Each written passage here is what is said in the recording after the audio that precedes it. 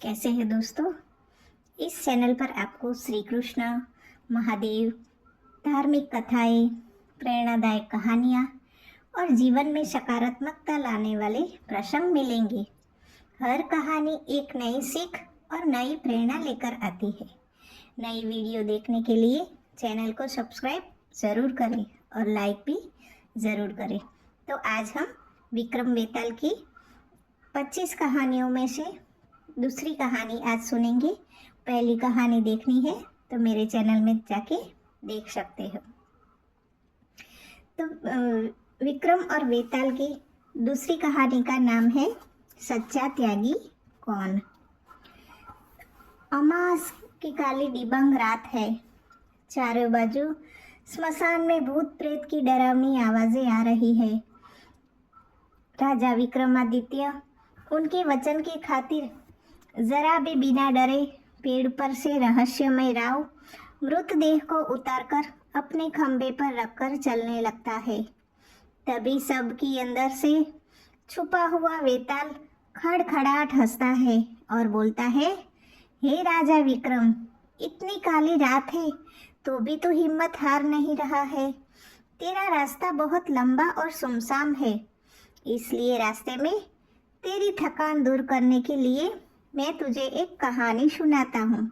पर याद रखना, मेरी एक शर्त है, जो कहानी खत्म हो जाए बाद में मुंह मत खोलना, और कुछ भी बोला तो चालू कहानी में से मैं उड़कर पेड़ पर चला जाऊंगा और तुझे कहानी खत्म होने के बाद एक प्रश्न पूछूंगा।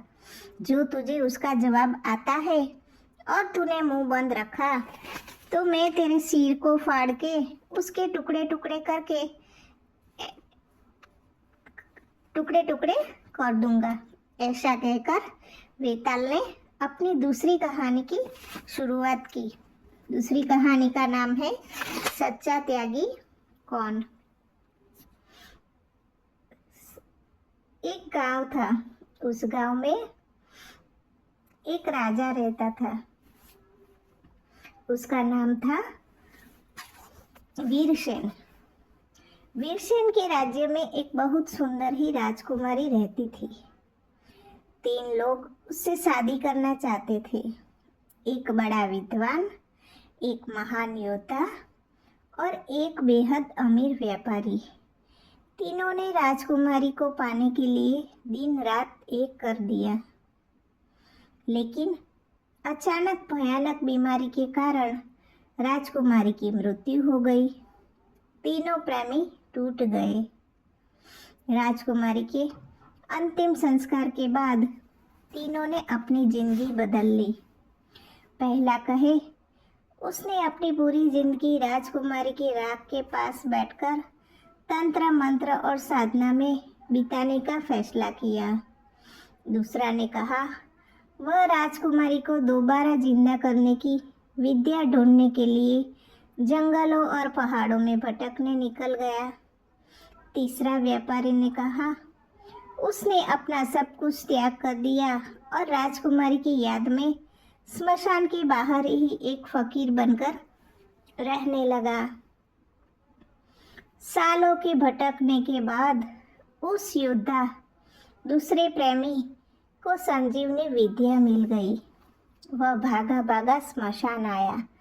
विद्वान पहले प्रेमी ने मंत्र पढ़े, योद्धा ने दवा डाली और राजकुमारी जिंदा हो गई।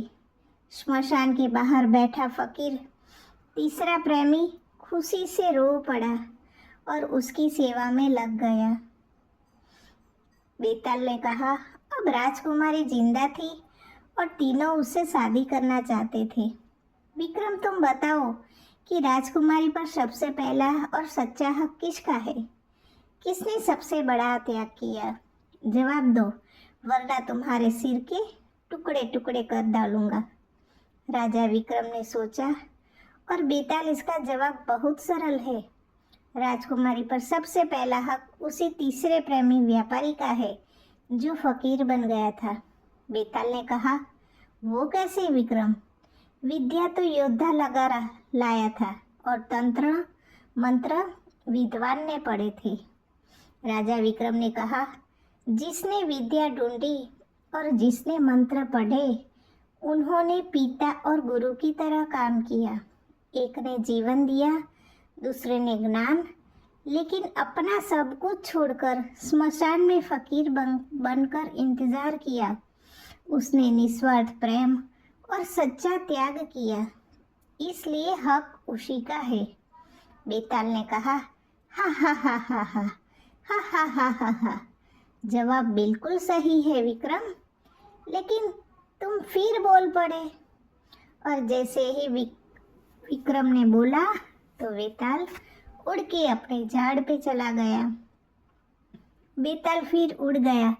क्या राजा विक्रम हार मान लेंगे या भाग 3 में बेताल को फिर पकड़ लाएंगे? जानने के लिए देखें भाग 3। अब बताइए कैसी लगी आपको ये दूसरी स्टोरी। विक्रम बेताल की ऐसी 25 स्टोरियाँ हैं, उसमें से आपने 2 सुनी, तो आगे और सुनने के लिए मेरे चैनल को लाइक, शेयर और सब्सक्राइब ज़रूर कीजिए। बाय बाय दोस्तों।